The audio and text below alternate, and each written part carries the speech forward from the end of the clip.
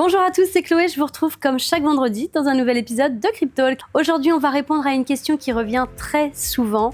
Comment diversifier son portefeuille crypto? Avant de commencer, vous pouvez retrouver ce format en podcast, que ce soit sur Spotify, sur Deezer ou encore sur Apple Podcast. C'est vraiment parfait à écouter pour un trajet en voiture, encore pendant une séance de sport. Allez, c'est parti!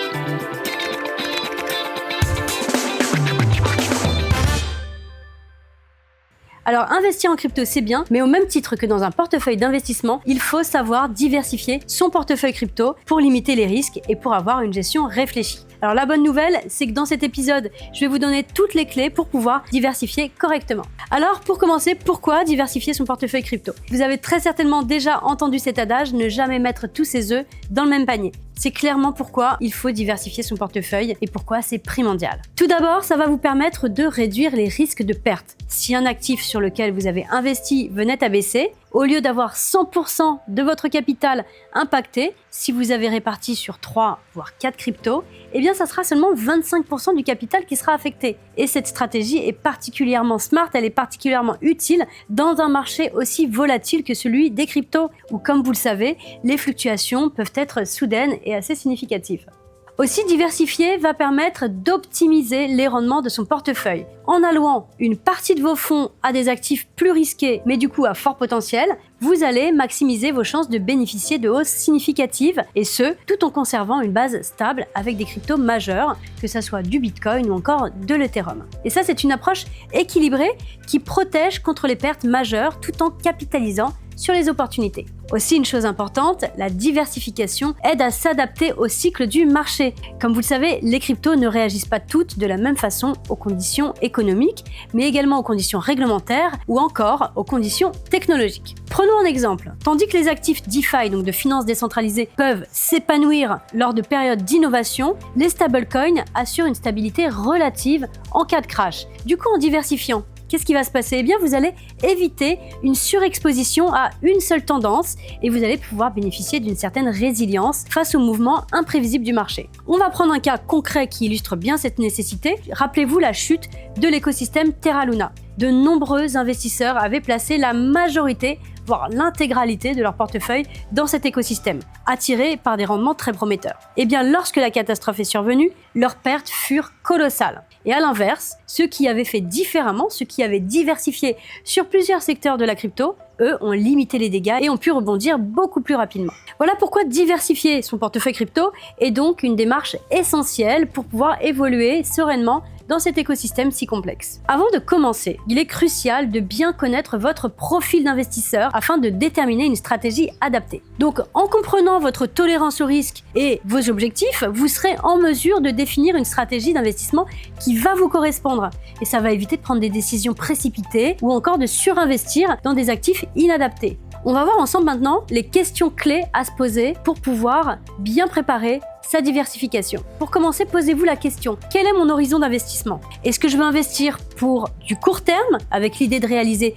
des profits rapides, ou est-ce que je veux investir pour du long terme avec un objectif de bâtir un patrimoine solide, un patrimoine durable? Vous comprendrez du coup que pour un horizon à 5 ans, une répartition plus audacieuse peut être envisagée parce que vous avez du temps pour traverser les différentes fluctuations du marché. Et comme on le dit, tant que vous n'avez pas vendu, vous n'avez pas perdu. Posez-vous aussi la question de savoir quelle est votre tolérance à la perte.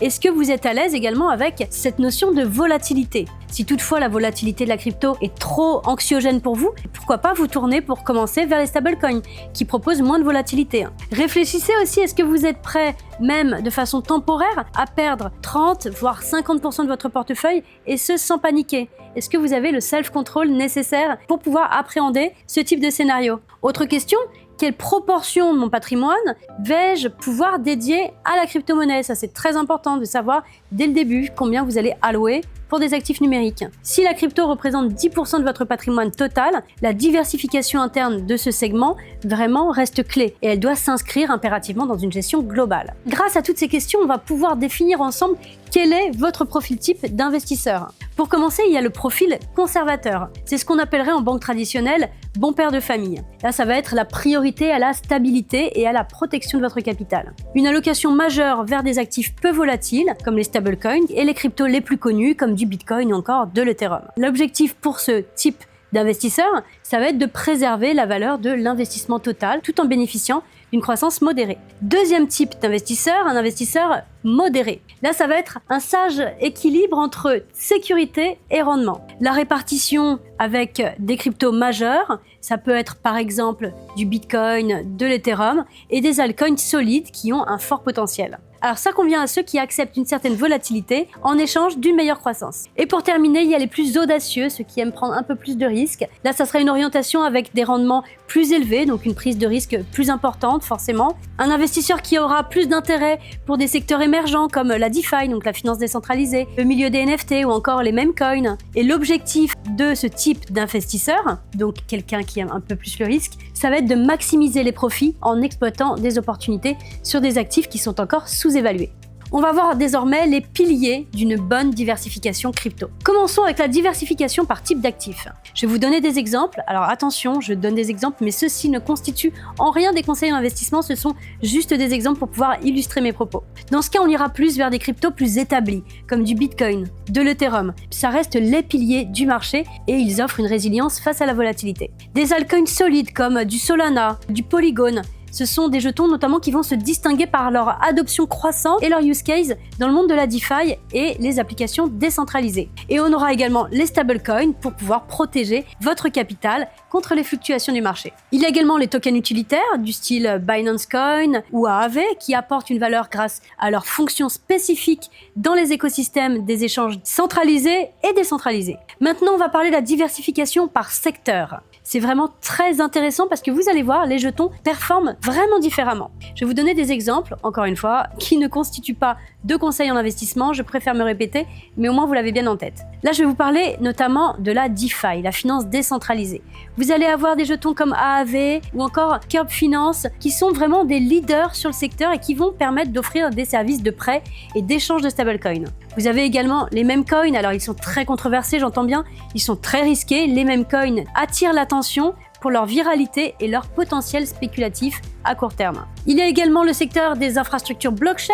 Là, je peux vous parler de Polkadot ou encore d'Avalanche qui vraiment se concentrent sur l'interopérabilité et la scalabilité, deux choses essentielles pour l'avenir du Web3. Vous avez également le stockage décentralisé avec notamment Filecoin qui fournit des solutions de stockage de données décentralisées et ça répond aux besoins croissants en matière de confidentialité et de durabilité. Je vais vous donner un exemple d'équilibrage sectoriel. Si vous mettez X% en DeFi, donc en finance décentralisée, Y% en infra-blockchain et que vous mettez Z% en memecoin, vous avez diversifié. Autre point, on peut diversifier également par phase de marché. Et ça, c'est très intéressant, vous allez le voir. La diversification peut vraiment être optimisée en tenant compte des différentes phases de marché crypto. Chaque cycle présentant des dynamiques bien spécifiques et ça va influencer, vous allez voir, la performance des actifs. Bon, je commence par vous parler de quelque chose qui n'est pas très marrant, mais qu'on a tous vécu. Un bear market, c'est un marché baissier. Et bien, dans ces périodes de repli, certaines stratégies visent à privilégier des actifs réputés pour leur résilience, tels que les cryptos établis comme du Bitcoin ou encore de l'Ethereum.